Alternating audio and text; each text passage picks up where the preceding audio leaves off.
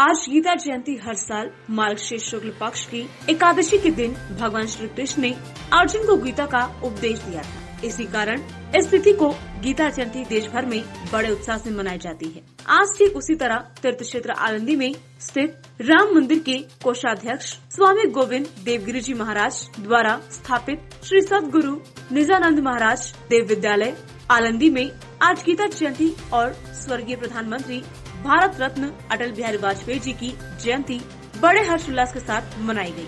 आज सुबह से आलंदी में वेद विद्यालय के विद्यार्थियों द्वारा भगवान श्री कृष्ण, संत ज्ञानेश्वर महाराज और भारत के पूर्व प्रधानमंत्री स्वर्गीय अटल बिहारी वाजपेयी जी की प्रतिमा पर पूजन करते हुए गीता के अध्याय का पठन किया गया और साथ इस अयोध्या से पधारे आचार्य स्वामी सत्यनारायण दास जी महाराज द्वारा गीता का महत्व बताया जाएगा। साथ ही स्वर्गीय अटल बिहारी वाजपेयी जी की भी कार्य को याद किया गया। आज परम पवित्र गीता जयंती है। गीता वस्तुतः जो हमारा भारत राष्ट्र है, सनातन परंपरा का संरक्षक, यह जो भारत राष्ट्र है इसका मूल आधार यदि कहा जाए गीता ग्रंथ है तो इसमें कोई अतिशयोक्ति नहीं है। इसको हम आजकल के जो वामपंथी विचारधारा के लोग जो धर्म इत्यादि को नहीं मानते हैं उनके मुंह पर एक करारा तमाचा भी यह गीता ग्रंथ है। गीता ग्रंथ को केवल हाथ में लेकर के शपथ ग्रहण करने से कार्य नहीं बनने वाला है, अपितु गीता को जीवन में उतारना भी पड़ेगा। भारत की जो आज हम दुर्दशा देख रहे हैं, केवल यह इसका एक कारण यही है कि हमने अपनी सनातन ग्रंथों का त्याग कर दिया। जैसे कि हम आपको एक दृष्टांत बताएंगे कि जब भारत का विभाजन हुआ, यदि उस समय भारत को आगे लेकर के चलने वाले गीता का अच्छी प्रकार से अध्ययन किए होते, चाहे वो जो भी रहे हों, तो भारत का विभाजन नहीं होता। क्योंकि देखिए, महाभारत में भी यही पूरी स्थिति थी कि दो भाग में लोग बट गए और अर्जुन ने जब सब प्रकार से त्याग कर दिया कि मुझे युद्ध नहीं करना है, क्यों? क्योंकि ये हमारे अपने लोग हैं, अपने लोगों को मार करके हम किसी प्रकार के सुख का भोग नहीं भोगेंगे। वही स्थिति जब भारत का बंटवारा हुआ 1947 में, वही स्थिति रही। यदि भगवान ने जो गीता का उपदेश किया, उस गीता का अच्छी प्रकार से अध्ययन किए होते, उस काल में अध्ययन नहीं किए थे, इस बात को हम नहीं कह रहे हैं, परंतु उस गीता को यदि आचरण में लिए होते, भगवान ने भी यही उपदेश दिया अर्जुन को कि यदि तुम इस समय इनको नहीं मारोगे तो ये हमारी परंपराओं को नष्ट कर देंगे और बाद में ये मरने वाले तो हैं ही, परंतु हमारी परंपराओं का नाश कर देंगे, हमारी परंपराएं सुरक्षित नहीं रह जाएंगी। इसलिए इस समय इनको यदि तुम मार देते हो तो बाकी जो बचे हुए लोग रहेंगे वो परंपराओं का अच्छी प्रकार से संरक्षण करेंगे, संवर्धन करेंगे। यही स्थिति यदि 1947 में रखी गई होती तो जो भारत का बंटवारा हुआ, केवल कि हमारे अपने लोग न मरें, फिर भी उस बात को न ध्यान में रखते हुए परिणाम यही हुआ कि भारत का बंटवारा हुआ। अनेक लाखों हिंदू पाकिस्तान में मारे गए, लाखों हिंदू बांग्लादेश में मारे गए। तो गीता जैसे महान ग्रंथ को यदि हम आचरण में नहीं धारण करेंगे तो परलोक तो यह एक बार वामपंथी कहें परलोक है ही नहीं, केवल शरीर साध्य ही है। तो उनकी बात को मानते हुए भी यदि गीता को हम केवल इस लोक की दृष्टि से भी देखें, अपने जीवन को मनुष्य बनाएं, पशुता में न जाएं, मनुष्यत्व के साथ यदि हमें जीना है तो गीता को तो जीवन में धारण करना पड़ेगा ही। और गीता को जीवन में धारण करने से ही हमारा यह लोक भी संवरेगा, हम मनुष्य रूप में। क्योंकि कहा भी गया है शास्त्रों में कि मनुष्य रूपेण मृगाश्चरन्ति धर्मेण हीनः पशुभिः समानः। यदि हम केवल संसार में आकर के रहना, खाना और सोना, उसके बाद पैदा होकर के मर जाना, इतने में ही यदि हम केवल रुक रहे हैं तो यह तो फिर केवल पशुता ही होगी। इसलिए कम से कम मनुष्य भी बनना है, इस लोक में मनुष्य रूप में ही हमें रहना है। तो गीता जैसे महान ग्रंथ को हमें लेना ही पड़ेगा। और जिसने भी गीता को धारण किया है वह कभी भी न तो उसका लोक बिगड़ा है न तो परलोक बिगड़ा है। इसके लिए कई सारे प्रमाण हैं, आप सबको कहने की आवश्यकता नहीं।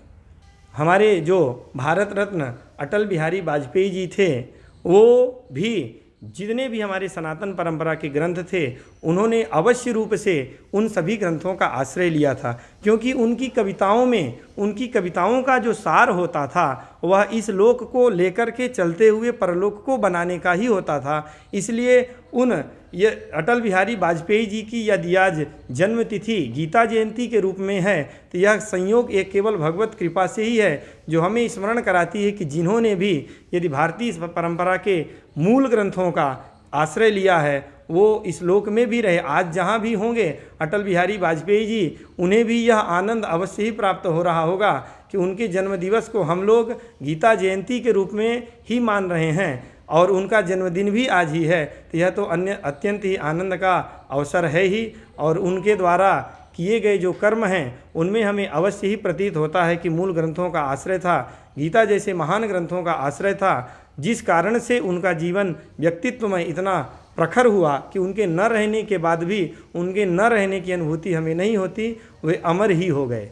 इस अवसर पर भाजपा महिला मोर्चा की प्रदेश कोषाध्यक्ष शाला मोलक ने कहा कि विश्व को शांति का संदेश देने का कार्य जिस गीता ने आज उसी गीता की जयंती पर ही आज देश के पूर्व प्रधानमंत्री भारत रत्न अटल बिहारी वाजपेयी जी की जयंती है। यह बड़ी सौभाग्य की बात है। स्वर्गीय प्रधानमंत्री अटल जी ने हमेशा इसी गीता के माध्यम से नारी शक्ति को सक्षमीकरण को सक्षम बनाने के लिए हमेशा प्रयास किया है। सर्वप्रथम पूरे विश्व को जिस गीता ने शांतता का संदेश दिया, उस गीता की आज जयंती है और हमारे श्रद्धेय अटल जी, उनकी भी आज जयंती है। ये बहुत ही हमारे भारतवर्ष में दुग्ध शर्करा का योग है, ऐसा मैं मानती हूँ। हम सब के लिए आज बहुत ही सौभाग्य का दिन है। जैसे कि गीता में जो सार बताया, समस्त विश्व को शांति प्रदान करे और हिंसा न करे, ये संदेश लेके हमारे जो नेता है अटल जी और हमारे जो पंतप्रधान है नरेंद्र भाई मोदी, जो अटल जी के राहों क्रम पे अभी आगे जा रहे हैं और हमारे भारत को फिर एक बार राम राज्य की अनुभूति दे रहे हैं। तो आपने जैसे कहा कि अटल जी ने जो स्त्री सक्षमीकरण के लिए जो बात कही थी, तो उनकी कविता की एक पंक्ति यहाँ पे मुझे याद आती है। अटल जी ने महिलाओं में सम्मान भरने के लिए बोला था कि उठो द्रौपदी वस्त्र संभालो, अपना गोविंद आएंगे। कि उनके ये कविता में उन्होंने बताया था कि अभी राम राज्य तो है नहीं और जो अभी आप देख रहे हैं महाराष्ट्र में इतने महिलाओं पे हिंसाचार हो रहा है दिन ब दिन। अभी सुबह की एक घटना है मुंबई के वाशी खाड़ी में, एक युवती पे अत्याचार करके उसको मार देना चाहा। तो अटल जी की ये कविता और उनकी जो संदेश है वो आज हमें हमारे आत्मसम्मान जगाता है कि अभी आप कोई भी किस राह मत देखो, क्योंकि अभी गोविंद आने वाले हैं। ए श्री, तुझे खुद को ही इतना सक्षम बनाना है कि ये राक्षसों का संहार तुझे खुद करना है। तो भगवान से यही प्रार्थना करते हैं और हम हमारे श्रद्धेय जो हमारे पंतप्रधान हैं उनसे भी ये मांग करते हैं कि हमारे भारत देश में जितना आप प्रयास कर रहे हैं राम राज्य लाने के लिए, लेकिन राम राज्य में जितने महिला सुरक्षित थी वैसी सुरक्षा हमें आपके राज्य में भी मिलनी चाहिए। यही मांग हम समस्त भारतवर्ष की नारियों से सरकार से मांगते हैं। Bureau report, V-SARIS news.